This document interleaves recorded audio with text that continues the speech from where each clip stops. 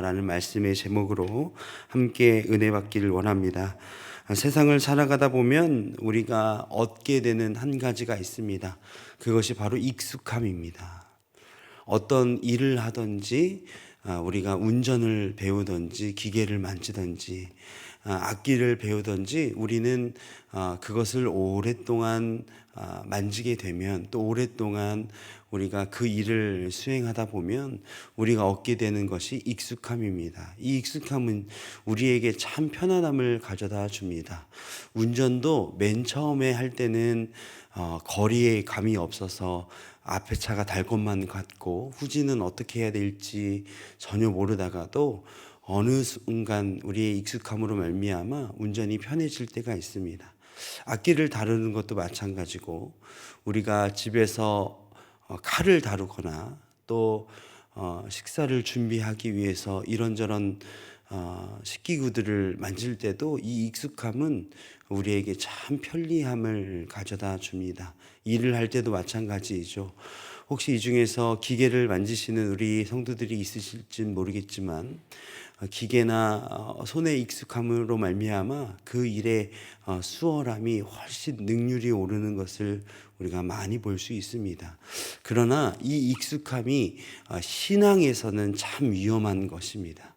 우리가 익숙함으로 신앙을 가지다 보면 이 익숙함으로 말미암아 하나님께서 우리에게 말씀하시는 그 말씀들을 그때그때 듣지 못하고 우리의 익숙함으로 항상 해오던 그 버릇 그대로 우리가 신앙을 유지하는 경우가 종종 있습니다. 익숙함으로 신앙을 이어가는 것이 왜 위험하느냐? 죄성이 많은 이 인간은요, 이 익숙함으로 말미암아 계속해서 신앙을 이어가다 보면 본인에게 익숙한 대로, 본인에게 편리한 대로 그 신앙을 해석하고 유지하려는 습성이 있습니다. 그렇기 때문에 이 익숙함으로 신앙을 유지하는 게 더 이상 하나님의 뜻을 알아가는 것이 아니라 자신의 이익을 위해서, 자신의 편리함을 위해서, 자신의 어떤 삶의 좋음을 유지하기 위해서 그 익숙함으로 신앙생활을 하기 때문에 이 익숙함이 신앙에는 굉장히 위험하다는 말씀을 드리는 것입니다. 이 신앙에서 익숙함은 우리의 눈을 가리우게 됩니다. 하나님께서 원하시는 곳을 바라봐야 하고 하나님께서 뜻하시는 곳이 우리의 눈이 가야 하는데 이 익숙함은 하나님께서 원하시는 것이 무엇인지, 하나님께서 뜻하시는 것이 무엇인지는 전혀 별개로 우리가 익숙한 곳에 먼저 가 있는 습성이 있습니다. 그래서 오늘 이 아침에 이 새벽 기도에 나오신 우리 사랑하는 성도 여러분들은 이 익숙함을 버리고 이 익숙함으로 우리의 심령의 눈을 가리우는 일들을 우리가 의식적으로 거두어내야 될 줄로 믿습니다. 여러분 삶 속에서 무엇이 우리의 삶을 익숙하게 합니까? 또한 무엇이 우리의 삶을 또 우리의 신앙의 그 새로운 것들을 눈을 가리우게 하는지 오늘 말씀을 통해서 간단하게 세 가지로 나누어서 함께 말씀을 좀 살펴보고자 합니다. 오늘 말씀은 어제와 계속해서 이어서 고라 및 여러 자손들의 레위 자손들의 당을 만들어서 모세와 아론에게 대적하는 일들이 계속해서 일어나고 있습니다. 오늘 말씀을 통하여서 이 고라 및 그 자손들이 레위 자손들이 무엇으로 그들의 심령의 눈을 가리우게 됐는지 살펴보게 될 것인데, 첫 번째로는 가장 완벽하다고 생각하는 나의 기준이, 가장 완벽하다고 생각하는 나의 기준이 나의 신앙의 눈을 가리우게 되는 것입니다. 어제 우리가 보았던 3절에 보면 고라는 모세와 아론에게 분수에 지나치다라는 표현을 썼습니다. 여러분, 모세는 누가 세운 지도자입니까? 하나님이 세운 사람입니다. 모세가 대단한 사람이긴 하지만 모세를 세운 분은 하나님이십니다. 그런데 고라 및 당을 지은 자들은 지금 모세와 아론에게 분수에 지나치다라는 표현을 써서 그들에게 대적하고 있습니다.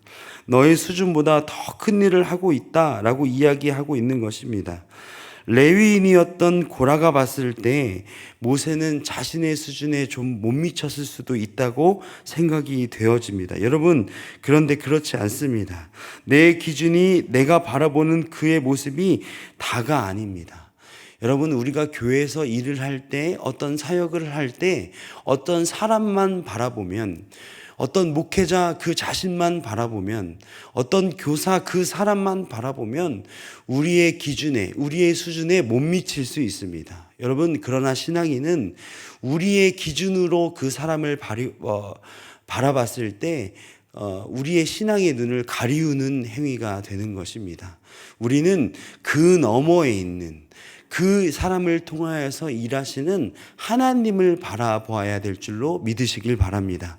여러분, 교회 안에서 사람에게 실망하였다고 교회를 떠나시는 분들이 종종 있습니다. 여러분, 그들은 어떤 눈이 가리워져 있는 것입니까? 그 사람을 보고 도덕적으로, 윤리적으로 혹은 언행이 잘못되었다고 실망하며 떠나는 사람들은 그 사람 뒤에 있는 그 부족한 연약한 사람을 통하여 일하시는 하나님을 바라보는 눈이 없기 때문입니다. 사랑하는 우리 온사랑교회 성도 여러분, 우리는 그 사람 너머에, 그 사람 뒤에서 일하시는 하나님을 바라보아야 될 줄로 믿으시길 바랍니다. 우리의 기준과 우리의 수준에 못 미칠 수 있습니다. 우리가 생각하다고 나는 가장 객관적이고 나의 기준은 가장 옳다고 생각하는 나의 기준이 그 사람 너머에 있는, 그 일 너머에 있는, 그 사역 너머에 있는 하나님을 보지 못하게 하는 경우가 많다는 것입니다. 우리는 이런 우를 범하지 않도록 항상 깨어 있어야 될 줄로 믿으시길 바랍니다. 두 번째는 변화하는 환경을 인식하지 못하는 나의 고집이 나의 눈을 가리게 됩니다.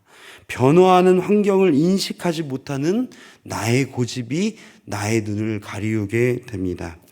하나님은 모세와 아론에게 대적하는 무리들 뿐만 아니라 모든 회중을 멸하시겠다고 이야기하고 있습니다.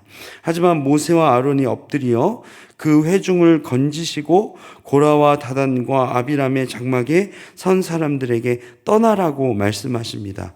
오늘 26절 말씀에 이렇게 나와 있는데 우리 함께 읽어보도록 하겠습니다. 모세가 회중에게 말하여 이르되 이 악인들의 장막에서 떠나고 그들의 물건은 아무것도 만지지 말라. 그들의 모든 죄 중에서 너희도 멸망할까 두려워하노라 하매. 여러분, 모세가요 지금 이 나머지 이스라엘 백성들에게 이 전체 온 회중을 다 멸하시겠다는 하나님 앞에 엎드려서 죄 지은 사람은 한 명인데 왜 이 온 회중에게 하나님 벌을 내리시려 합니까? 그렇게 얘기한 이후에 이 온 회중에게 당장 그 악인들을 떠나라라고 이야기하고 있습니다. 여러분, 이 악인들을 그들에게 떠나라고 했던 모세의 명령을 고라와 및 당을 지은 사람들은 알고 있었을까요? 모르고 있었을까요? 저는 아마 알고 있었을 것이라고 생각이 됩니다. 주변 사람들이 떠나가기 시작합니다. 그들의 가족을 빼고 또 향로를 든 250명을 제외하고는 모든 이스라엘 민족들이 그의 장막에서 떠나가기 시작합니다. 여러분, 이 정도 되면 그 변화를 감지하고 이상함을 감지하고 하나님 앞에 돌아와야 하는 것이 정상입니다. 오늘 16장이 굉장히 긴 말씀이라서 우리가 지금 나누어서 보고 있지만 16장 초반부터, 즉 고라가 맨 처음에 그 모세와 아론에게 대적했을 때부터 보면 하나님 앞에 돌이킬 수 있는 기회가 여러 번 있었습니다. 오늘 본문 안에서만 하더라도 향로를 가지고 오라고 했던 그 명령이 오늘이 아니라 모세가 이야기합니다. 내일 가지고 오라. 하루 동안이나 그 하나님 앞에 돌이킬 수 있는 그런 기회들이 많이 있었습니다. 그러나 마음에 화인 맞은 사람들은요, 그 변화와 그 회개할 수 있는, 돌이킬 수 있는 그런 기회들을 여러분 놓치게 됩니다. 디모데전서 4장 2절 말씀에 보면 화인 맞은 양심이라는 말이 등장합니다. 여러분, 우리 안에 죄성이 가득하다 보면, 우리 안에 고집이 가득하다 보면, 주님께서 주시지 않은 나의 아집과 고집이 가득하다 보면 많이 변하는, 그리고 여러 번에 돌이킬 수 있는 기회가 있음에도 불구하고 내 것이 끝까지 옳다고 생각하는 고집이 생깁니다. 여러분, 이 고집이 내 마음에 생기는 것을요, 우리가 알아요. 우리는요, 우리가 어떤 고집이나 아집을 부리고 있다는 것을 우리 양심상 잘 알고 있습니다. 그리고 내 고집으로, 나의 어떤 아집으로 주변의 사람들이 떠나가고 주변 사람들이 나에게 옳지 못하다고 이야기하는 것도 알고 있습니다. 여러분, 그런데 자존심 때문인지 혹은 오랫동안 쌓아온 나의 신앙의 경륜이 옳다고 생각해서 그런지는 몰라도 그 고집을 끝까지 밀고 나가서 결국 망하는 경우를 많이 볼 수 있습니다. 여러분, 우리 신앙 안에서 우리가 매일매일 성경에 빗대어서, 말씀에 빗대어서 우리의 신앙을 계속 점검해야 되는데, 그렇지 못하고 나의 신앙적 기준과 나의 고집과 아집으로 끝까지 밀고 나가는 우리의 삶의 부분들이 있지는 않나 잘 확인하시길 바랍니다. 여러분, 그 고집들이 자꾸 들 때요, 하나님 앞에 엎드려야 합니다. 모세와 아론은 여러 가지 위기와 여러 가지 어려움이 있을 때마다 바로바로 하나님 앞에 엎드렸습니다. 그러나 오늘 이 말씀에 등장하는 이 고라와 당을 지은 사람들을 보면 이 사람들은 여러 번의 기회와 돌이킬 수 있는 조건이 있음에도 불구하고 끝까지 밀어붙이는 그 죄악 결과 하나님께 심판을 받는 결과를 오늘 우리 본문에서 볼 수 있었습니다. 여러분, 우리의 삶 속에서 내가 계속적으로 밀고 있는 고집과 아집이 무엇입니까? 여러분, 이게 굉장히 성경 말씀에서 보니까 크고 무서운 것 같지만 우리 삶의 작은 행동 하나하나에서 우리의 고집과 아집으로 살아갈 때가 참 많이 있습니다. 우리 자녀를 키우다 보면 이런 생각이 들 수 있죠. 보충 수업이 있는데 우리 예배 한번 빠질 수 있지. 이것도 하나의 고집일 수 있는 것입니다. 좀 바쁜데 오늘은 성경 큐티 하는 거 하루 빼먹어도 괜찮지. 이것도 나의 고집일 수 있는 것입니다. 여러분, 성경과 말씀을 통하여서 나에게 찔림이 있으면 즉시 회심하시길 간절히 소원합니다. 고집과 아집으로 내가 옳다고 계속 밀고 나가는 것이 아니라 나에게 찔림 주시는 그 하나님의 은혜에 감사하며 즉시 돌이키시는 우리 온산한교회 성도들이 되시길 간절히 소원합니다. 마지막으로, 하나님보다 커 보이는 그것이 나의 눈을 가리우게 합니다. 하나님보다 커 보이는 그것. 여러분, 우리의 삶에서 하나님보다 커 보이는 그것이 맞습니다. 28절부터 30절까지 보면 모세는 이렇게 이야기합니다. 이것이 나의 임의로 한 것이 아니다. 29절에 보면 이 사람들의 죽음이 모든 사람들과 같고 벌이 모든 사람과 같으면 나를 보내심이 아니다. 30절에 보면 새 일을 통하여서 벌하신다고 이야기하고 있습니다. 모세는 이들이 벌을 받을 수도 있고 받지 않을 수도 있다라고 이야기하지 않습니다. 이들이 분명히 벌을 받을 것인데 그동안 너희들이 알고 있는 그 벌을 통해서 하나님께서 벌하신다면 하나님이 나를 보내신 게 아니다. 하나님께서 새 일을 통하여서 벌하실 텐데 그것이 하나님께서 나를 보내신 것이고 저 사람들이 하나님을 멸시한 증거이다라고 이야기하고 있습니다. 그 결과 어떻게 되죠? 그들이 그동안 보지 못했던 새 일을 통하여서 하나님께서 벌하십니다. 땅이 갈라집니다. 그래서 그 모든 고라 가족들과 재산과 소유를 다 삼키게 되는, 지금까지 보지 못하였던 세일을 통하여서 벌 받게 되는 것입니다. 여러분, 근데 제가 이 말씀을 쭉 묵상하다 보니까 이 고라 자손들과 그들의 재물과 소유가 삼켜지던 그 말씀 속에서 계속적으로 등장하는 말이 있습니다. 30절에 보시면 이렇게 나와 있습니다. 이 사람들과 그들의 모든 소유물을 삼켜, 이렇게 나와 있고, 그 다음에 32절에 보면 그들의 집과 고라에게 속한 모든 사람과 그들의 재물을 삼키매, 33절에도 그들과 그의 모든 재물이 산채로 수월에 빠지며. 여러분, 그들이 땅에 삼켜지는 것은 알겠는데 계속적으로 등장하는 단어가 제 마음을 계속 울리게 했습니다. 그들의 재산과 그들의 재물과 그들의 집이라는 단어가 의도적으로 반복적으로 등장하는 것을 볼 수 있었습니다. 여러분, 이들이 하나님 앞에 반항하고 당을 지어서 모세와 아론 앞에서 반역하는 것이 그들의 명예와 그들의 기준도 있었지만 분명히 그들의 부의 문제도 있었겠구나 하는 생각이 제 마음에 들었습니다.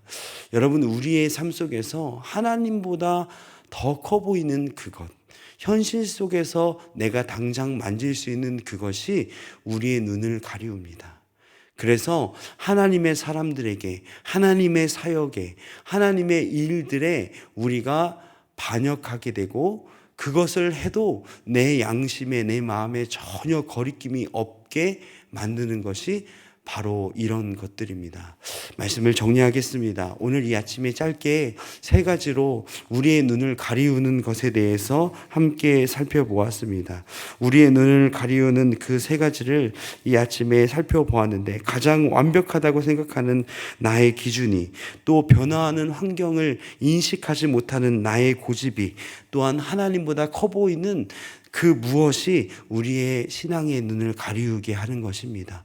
오늘 이 아침에 기도하실 때 내가 하나님을 온전하게 바라보지 못하게 하는 나의 눈을 가리우는, 눈뜬 시각장애인을 만드는 그것이 무엇인지 여러분 묵상하시고 하나님 앞에 다시 내려놓고 우리가 새 마음으로 다시 주님을 향해 달려갈 수 있는 살아가는 온사랑교회 성도 여러분 되시길 간절히 소원합니다. 기도하겠습니다.